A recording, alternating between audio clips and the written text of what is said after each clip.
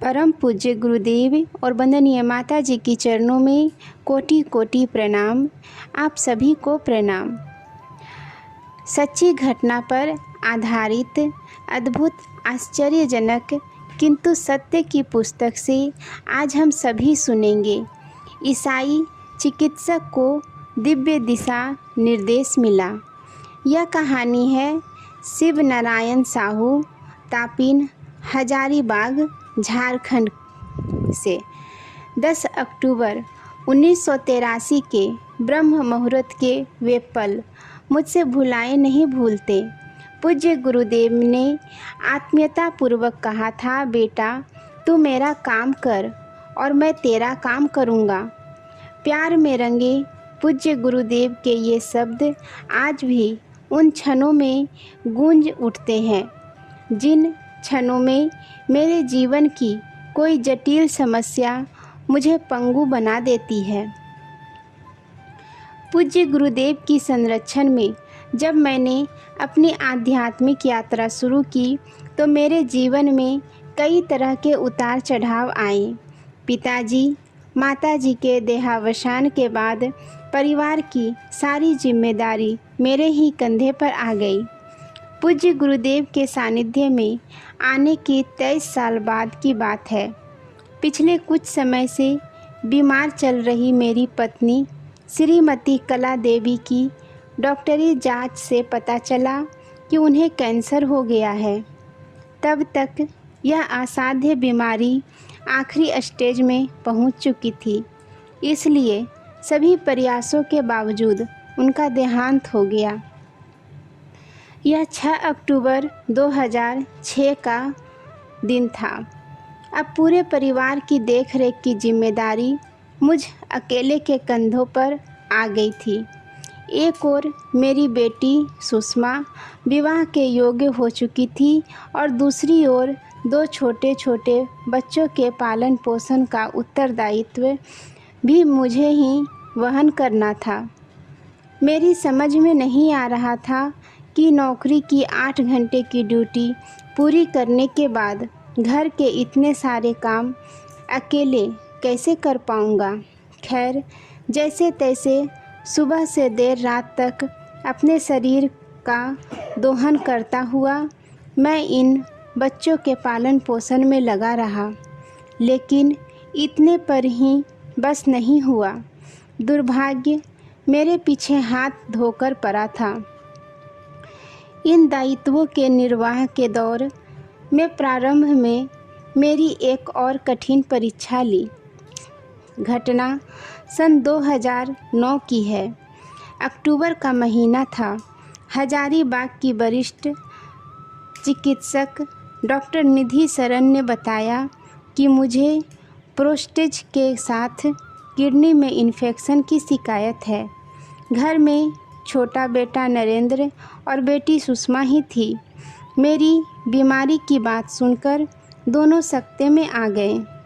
उन्होंने मेरे जीवन की रक्षा के लिए भींगी आंखों से पूज्यवर को याद किया और मुझे रांची के एक अस्पताल में भर्ती कराया। यहीं पर शुरू हुई नियति के साथ पूज्य गुरुदेव की जंग। यहाँ आकर उपचार के दौरान मेरी तबीयत ठीक होने के बजाय और भी बिगड़ती चली गई। अंत में मुझे वहाँ के डॉक्टरों की सलाह पर 10 नवंबर 2009 को रांची के अपोलो अस्पताल में भर्ती कराया गया। मेरा अंत निकट आया जानकर मेरे परिवार के लोग मुझे देखने के लिए हॉस्पिटल आने लगे। नेफ्रोलॉजिस्ट मुझे नित्य 4 घंटे डायलिसिस पर रख रहे थे। एक दिन अस्पताल के डॉक्टर घनश्याम सिंह ने बताया कि किडनी की स्थिति बहुत ही खराब हो चुकी है। इन्हें बदलवा कर ही मरीज को जिंदा रखा जा सकता है, वह कुछ ही समय के लिए। यह सुनकर मेरे बच्चों की स्थिति ऐसी हो गई मानो उनके ऊपर पहाड़ टूट पड़ा हो। अपोलो के इलाज से निराश होकर श्रद्धेय शैलजी जी व श्रद्धेय डॉक्टर प्रणव पांड्या जी को इस विपत्ति के बारे में फ़ोन पर बताया गया। उन्होंने कहा कि प्राण रक्षा के लिए वे हम सब के आराध्य देव आचार्य श्री एवं वंदनीय माता जी से प्रार्थना करेंगे। इधर गायत्री शक्तिपीठ हजारीबाग के समस्त परिजन भी मेरे स्वास्थ्य लाभ के लिए गायत्री उपासना करने लगे। सामूहिक रूप से की जा रही उपासना प्रार्थना 16 नवंबर को फलीभूत हुई। दोपहर का समय था। मुझे आभास हुआ कि पूज्य गुरुदेव व माता जी मेरे सिरहाने के पास आकर मेरा सिर सहला रहे हैं। पूज्य गुरुदेव का स्नेहहीन स्पर्श पाकर मेरी आंखों से आंसुओं की धारा फूट पड़ी। मुझे सांत्वना देते हुए उन्होंने कहा, बेटे हॉस्पिटल बदलो, कहाँ जाना है, कब जाना है, किससे मिलना है, इन सब की व्यवस्था हमने कर दी है। परिवार के लोगों ने किडनी ट्रांसप्लांटेशन के लिए देश के नामचीन अस्पतालों से संपर्क करना शुरू कर दिया। अंततः मुझे Christian medical college CMC Belur ले जाने का निर्णय लिया गया। जैसे तैसे हम बेलूर पहुँचे। बेलूर हॉस्पिटल जाकर पता चला कि किडनी ट्रांसप्लांटेशन के विशेषज्ञ डॉक्टर से 1 सप्ताह बाद मुलाकात हो पाएगी। यही प्रारंभ हुई गुरुवर की लीला। मैं व्हील चेयर पर बैठा युग ऋषि का ध्यान करने लगा। इसी बीच मेरे छोटे बेटे नरेंद्र को ऐसी अंतः प्रेरणा हुई कि वह बिना किसी की अनुमति लिए मेरे व्हील चेयर को दौड़ते हुए नेफ्रोलॉजी विभाग पहुंचा और विभाग के प्रभारी डॉक्टर राजेश जोसेफ के आगे हाथ जोड़कर खड़ा हो गया। डॉक्टर जोसेफ ने हमें देखकर असहज भाव से पूछा, क्या बात है? नरेंद्र ने रांची के अपोलो में चले इलाज से लेकर अब तक की स्थिति की जानकारी देते हुए उनसे किडनी ट्रांसप्लांट करने की प्रार्थना की और अपोलो हॉस्पिटल की रिपोर्ट की फाइल उनके आगे रख दी। डॉक्टर जोसेफ ने रिपोर्ट देखकर कहा, चिंता की कोई बात नहीं है, सब ठीक हो जाएगा। दरअसल कल से ही मुझे आप जैसे किसी मरीज के आने की स्पष्ट पूर्वाभास हो रहा था। मुझे लग रहा था कि अगले दिन अकस्मात आने वाले किसी मरीज की अविलंब चिकित्सा के लिए मेरे प्रभु मुझे प्रेरित कर रहे हैं।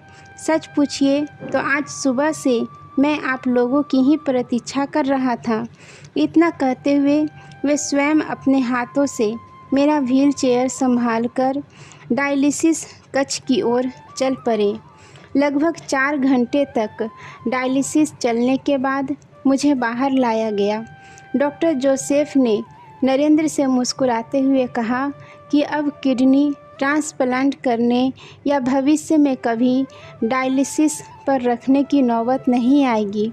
कुछ ही दिनों में ये पूरी तरह से स्वस्थ हो जाएंगे। सवेरे सवेरे डॉक्टर जोसेफ ने फ़ोन पर निर्देश देकर ब्लड के विभिन्न टेस्ट करवाए। रिपोर्ट बता रही थी कि सुधार की प्रक्रिया तेज़ी से शुरू हो चुकी है। 3 दिन बाद पुनः ब्लड टेस्ट हुआ। रिपोर्ट आश्चर्यचकित करने वाली थी। अब तक मैं व्हील चेयर से उठकर कुछ कदम टहलने लायक हो चुका था। इस बीच कभी डायलिसिस पर जाने की आवश्यकता नहीं पड़ी। 25 दिसंबर को डॉक्टर जोसेफ ने अपने जन्मदिन पर एक समारोह का आयोजन किया। इसमें मेरा बेटा नरेंद्र भी आमंत्रित था।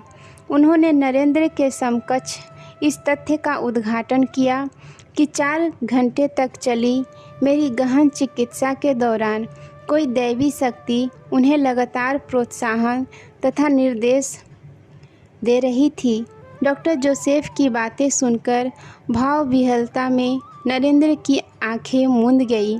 उसे लगा कि सामने गुरुदेव खड़े होकर मुस्कुरा रहे हैं और उनका दाहिना हाथ आशीर्वाद की मुद्रा में ऊपर उठा हुआ है। आज के लिए यहीं तक। आप सभी को धन्यवाद। जय गुरुदेव।